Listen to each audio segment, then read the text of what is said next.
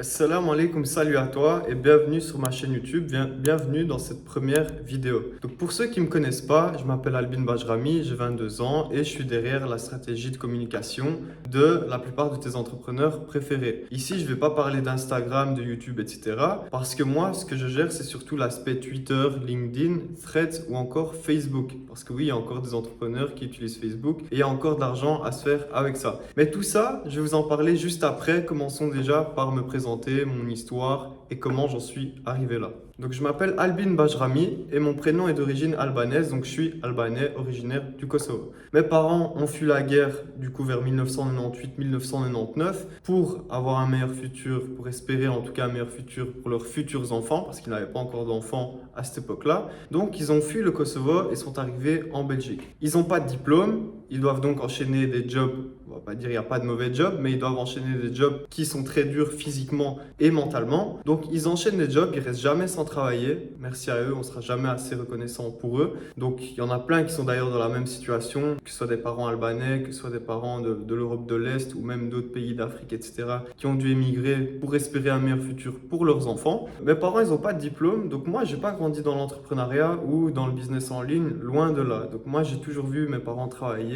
et échanger leur temps contre de l'argent. Donc tu travailles 1 heure, tu gagnes 10 euros, des fois même moins que ça. Donc moi, j'ai toujours vécu dans cet environnement-là où mes parents, ils échangent leur temps contre de l'argent. Donc j'ai pas du tout la sphère entrepreneuriale, business, etc. Pour moi, à la base, il y a que les surdoués ou les gens qui sont nés dans ça qui vont devenir entrepreneurs, qui peuvent monter un business. Donc moi, je pensais au début que j'étais aussi destiné à juste travailler, échanger mon temps contre de l'argent et que être entrepreneur, c'est réservé à une certaine sphère, à une certaine élite et que c'était inaccessible pour les gens qui partent d'en bas. Mon parcours scolaire, c'est quoi? Donc, je finis l'école primaire, secondaire, donc lycée, collège, etc. pour les Français, vu que moi je suis de Belgique. Donc, je termine l'école secondaire, donc rien de fou dans tout ça. Et à la fin de mes 6 années d'études, du coup, à la fin du bac pour les Français, j'ai ce qu'on appelle mon diplôme de gestion, donc je peux ouvrir une entreprise. Je peux ouvrir une entreprise, donc je commence déjà à réfléchir à des idées de business. Au début, je pense à des business physiques, par exemple, tout ce qui est business de nettoyage de maison, de nettoyage de bureau, etc., laver les vitres d'un bureau. Je commence à prendre une feuille, à faire des calculs. Ok, donc je nettoie un bureau, il me paye 50 euros et moi je paye quelqu'un 15 euros et je commence à faire plein de calculs comme ça. Sauf qu'au final, j'ai pas encore l'âge déjà pour ouvrir une entreprise, j'ai 17 ans à l'époque et je me dis ouais, c'est trop compliqué, tous ces trucs physiques, il y a trop de démarches, il faut s'assurer que la personne ait bien nettoyé la maison, qu'elle fasse bien le travail. Donc à l'époque, je me dis ouais, c'est trop de boulot, trop de prise de tête. Je continue à réfléchir à d'autres idées de business. Puis je tombe sur l'achat-revente de vêtements. Il y en a beaucoup qui ont commencé par là, mais en fait, c'est le business le plus simple pour commencer parce que tout ce qui s'achète, tout, par exemple, tu vas dans un magasin Action ou au Aldi ou au Lidl,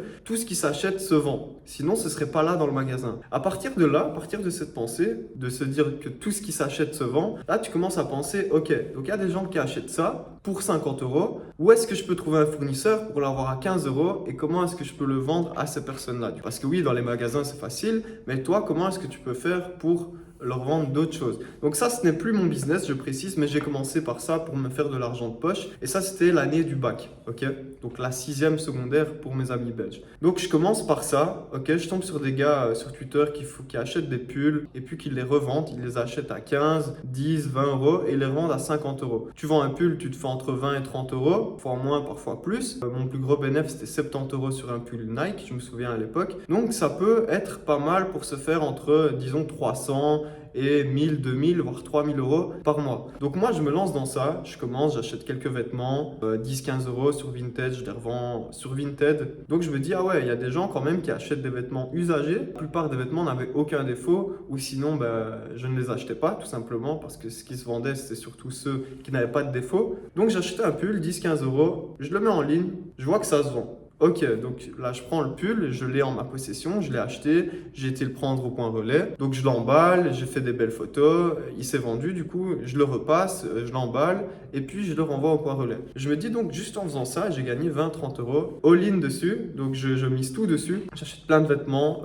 20-30 vêtements, etc. Je débite quoi, j'en prends plein, je les fais partir, etc. Sauf que ça devient vite fatigant parce que ça reste un business physique. Et moi je voyais de loin d'autres personnes qui gagnaient de l'argent en ligne, notamment via le copywriting et d'autres business en ligne que tu as sûrement déjà entendu. Mais pour X ou Y raison, je ne me suis pas lancé dans certains de ces business. Par exemple, le dropshipping, on sait que c'est interdit pour les musulmans de vendre ce qu'ils ne possèdent pas. Ok, donc j'ai décidé de rester loin de tout ça, mais j'ai quand même continué à creuser pour savoir s'il n'y avait pas un business quand même qui pouvait me permettre de vivre simplement d'un ordinateur et d'une connexion Internet. Donc j'ai fait mes recherches. Au début, je tombe sur quoi? Je tombe sur le copywriting. Tu écris en gros des pubs pour des entreprises, tu écris des vidéos de vente, des scripts en fait. Donc c'est un métier où tu es payé pour rédiger. Donc c'est un métier créatif et je me dis ok, c'est pas mal. Donc tu prends ton ordi, tu écris pour le client et tu gagnes ta vie de ça. Donc je me dis ok, pas mal, je teste, j'achète une formation, je la suis. Franchement bien. Sauf que je me rends compte qu'il y a un problème dans ce business model du copywriting en fait, où tu rédiges pour des entreprises. C'est qu'une fois que les entreprises n'ont plus besoin de toi, elles te payent une fois, tu finis le travail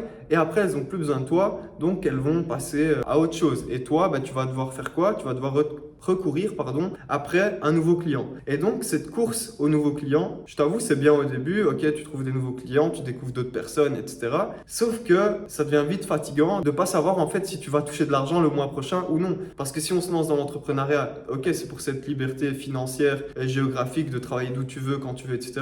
Mais c'est aussi pour la stabilité et pour avoir une situation stable, financière stable. Donc je vois un défaut dans ce business model du copywriting et je me dis mais attends, donc là j'ai des compétences en écriture, en rédaction publicitaire et du coup en marketing, comment est-ce que je peux les mettre au service justement de ces entrepreneurs qui en ont besoin et qu'on puisse me payer tous les mois? Et là, on en arrive à une toute nouvelle chose qui n'était pas encore présente sur le marché français. On en arrive au business du ghostwriting. Donc en anglais, ça donne quoi? Ça donne l'écriture fantôme. Ça consiste en quoi? Ça consiste à gérer les comptes par exemple LinkedIn d'une entreprise, gérer le compte Twitter d'un entrepreneur, gérer le compte Threads maintenant, donc qui est la version écrite de Instagram, d'une entreprise ou d'un entrepreneur, ainsi que les publications écrites de Facebook, etc. Un ghostwriter, donc, il va rédiger les publications LinkedIn, Facebook, Twitter, Threads ou même les scripts YouTube. Et il y a aussi des ghostwriters qui font quoi? Qui rédigent des livres. Donc là, on est dans une autre optique. Moi, perso, les livres, YouTube, etc., je me suis pas concentré sur ça, je me suis focus sur une seule chose. Je me suis focus sur Twitter et LinkedIn. Pourquoi? Parce que c'est des réseaux qui apportent en fait de l'argent aux entreprises. En gros, si une entreprise fait du contenu LinkedIn ou Twitter, ça va leur apporter de la visibilité sur leur offre. Et s'ils ont de la visibilité sur leur offre, ça veut dire qu'ils vont avoir plus de gens intéressés. Et plus ils ont de gens intéressés, tu l'as compris, plus ils vont signer de clients. Imaginons, je travaille maintenant avec une agence qui fait des sites web, on va dire. Un site web, elle le vend à 3000 €. C'est juste un exemple. Moi, si j'écris des publications pour cette agence qui rédige des sites web, je lui rédige par exemple 15 posts par mois et elle me paye 1500 € par mois. Et ici, notez l'avantage, c'est par mois, c'est récurrent puisque les réseaux sociaux, c'est du long terme, on en a besoin tous les mois. C'est pas comme si tu rédigeais un email en tant que copywriter où tu vas faire une page de vente, donc pour vendre une formation, pour vendre un produit ou autre, tu vas juste faire une page de vente, après on n'a plus besoin de toi. Ici, les réseaux sociaux, tout le monde sait qu'on ne peut pas monter une audience, monter une communauté en un mois. Tout le monde sait qu'on ne peut pas le faire en 2 mois. Enfin, on peut avoir déjà des petits résultats, mais si on vise le long terme et qu'on veut vraiment réunir une grande communauté, c'est un travail qui se fait sur des années, sur des mois, donc c'est du long terme. Ça veut dire que la personne, elle sait déjà qu'elle va travailler avec toi longtemps. Donc revenons à ce que j'expliquais. Donc, imaginons une entreprise me paye, l'entreprise de site web qui vend ses sites 3500 €. Moi, elle me paye 1500 €. Mon objectif, c'est quoi? C'est que je lui rédige des posts LinkedIn ou Twitter pour attirer des gens qui s'intéressent à leur site web et qui voudraient prendre un site web chez eux. Si seulement une personne, dans 30 jours, dans le mois, prend un site web chez eux, ça leur fait 3500 € de gagner, moins les 1500 qu'ils me payent. Donc, ça fait 2000 € de bénéfices pour eux. Donc, ils sont très rentables. Maintenant, imaginons autre chose. Cette entreprise, elle signe 3 clients dans un seul mois. Ça fait 3005 x 3, donc j'ai du mal avec les maths, là ça fait 10 500 €, corrigez-moi si je me trompe. Cette entreprise, elle te paye 1500 à la base, souviens-toi. Donc si toi tu fais rentrer 10 500 € pour elle, l'entreprise elle est très rentable. C'est pour ça que le business de ghostwriter c'est bien. Tu fais gagner de l'argent à ton client, tu lui fais gagner du temps puisqu'elle n'a pas à gérer tous ses réseaux sociaux. Déjà de 1, peut-être qu'elle ne sait pas comment ça marche, peut-être qu'elle n'a pas le temps de le faire. Peut-être qu'elle n'a pas d'idée de contenu, elle ne sait pas comment faire ça. Ok, donc toutes ces choses-là, ça fait que toi, tu peux venir proposer tes services de ghostwriting et que cette entreprise, elle va être contente de te payer parce que derrière, tu lui génères de l'argent. Donc ça, globalement, c'est le business de ghostwriting, mais j'en ferai une formation complète gratuite sur YouTube par la suite. Là, c'était juste histoire de me présenter. Donc, venons maintenant à Twitter. Donc, ça fait 2 ans et demi que je publie tous les jours ou à peu près tous les jours sur Twitter et j'ai monté une audience de plus de 22 000 abonnés. Tous les jours sur Twitter, je partage des conseils gratuits, 3 à 4 tweets par jour, des fois des threads, des fois même je partage des petits e-books que je rédige, etc. Et l'objectif, il est simple. L'objectif de cette chaîne YouTube, c'est de t'aider à monter ton business en ligne. Même plus que ça, j'irai même encore plus loin que ça. L'objectif, c'est de te donner un business en ligne, clé en main, que tu as juste à répliquer. Donc j'ai passé 2 ans et demi à travailler sur le terrain, à voir ce qui marche, ce qui ne marche pas, etc. Et donc là, mon objectif, c'est de t'apprendre à faire pareil. J'ai travaillé avec les plus gros entrepreneurs français, dont certains avec qui je travaille toujours. Donc certains que tu regardes tous les jours sur YouTube, Instagram, Twitter, LinkedIn ou peu importe. Je suis sûr qu'il y en a certains avec qui je travaille et que tu regardes tous les jours, c'est sûr, parce qu'ils ont une visibilité énorme, donc grâce au travail que je fais pour eux. Mon objectif, c'est simple. Si tu veux travailler depuis ton ordi, gagner de l'argent juste avec ton ordi et une connexion internet, pouvoir travailler d'où tu veux, pouvoir faire ta hijra, t'expatrier, etc.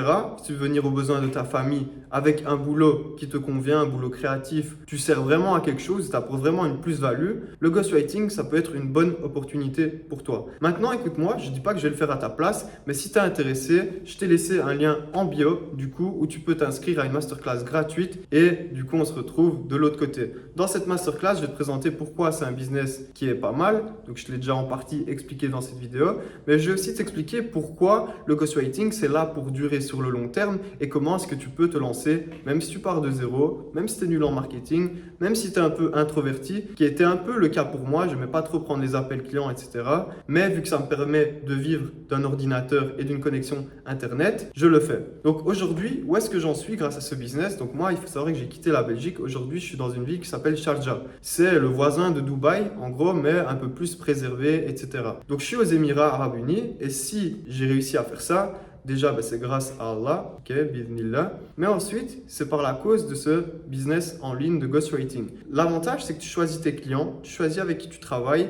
Donc, tu peux ne pas rentrer dans la lame. En tout cas, c'est toi qui choisis tes clients. Donc, tu as juste à regarder si tes clients ils font un business qui est licite pour toi. Et c'est toi qui dirige et qui décide du contenu que tu vas poster. Donc, à toi de faire en sorte qu'il n'y a pas de choses illicites dans ce contenu. Donc, c'est un business qui convient aux musulmans et c'est un business qui convient aussi aux non-musulmans. Donc, il y a des avantages pour tous parce que tu choisis avec qui tu bosses, tu choisis quand tu bosses, tu choisis d'où tu bosses et c'est pour cette liberté-là que moi j'ai opté pour le ghostwriting et c'est pour ça que je te présente cette opportunité dans le lien dans ma bio. Donc c'est ma première vidéo YouTube, n'hésite pas à lâcher un commentaire, like, etc. pour l'algorithme et n'hésite pas à me lâcher qu'est-ce que tu aimerais bien voir comme autre vidéo par la suite. En tout cas, lâchez les sujets que vous voulez voir en commentaire pour les prochaines vidéos YouTube et je vous sortirai une vidéo ou deux par semaine. Maintenant, ce compte, il est lancé. Je me suis engagé à aider des personnes à lancer ce business. À vous de me dire ce que vous voulez voir et moi, je le ferai parce que j'ai plus de 2 ans et demi d'expérience dans le business en ligne. J'ai généré des belles sommes. Et encore une fois, si ton objectif, c'est de viser une liberté géographique et financière, le ghostwriting peut t'aider à atteindre ces objectifs. Attention, maintenant, je vais mettre un gros disclaimer. Je dis pas que c'est facile, je dis pas que tout le monde peut y arriver, etc. Quoique avec du travail, si tu fais les bonnes choses, je vois pas pourquoi tu ne pourrais pas y arriver. Mais en tout cas, je dis pas que c'est facile, que tu vas appuyer sur un bouton et que tu vas gagner de l'argent. Ok, il y a du travail à fournir derrière. Tu vas devoir travailler des heures, peut-être au début, surtout pour te former, pour apprendre les bases, etc. Ça, c'est le plus dur. Mais en tout cas, c'est une opportunité qui est bel et bien réelle et j'en suis la preuve. Donc maintenant, si tu es prêt à travailler et que tu veux en savoir plus sur ce business, clique sur le lien dans ma bio et tu auras une vidéo offerte. Allez, assalamu alaikum, ciao ciao.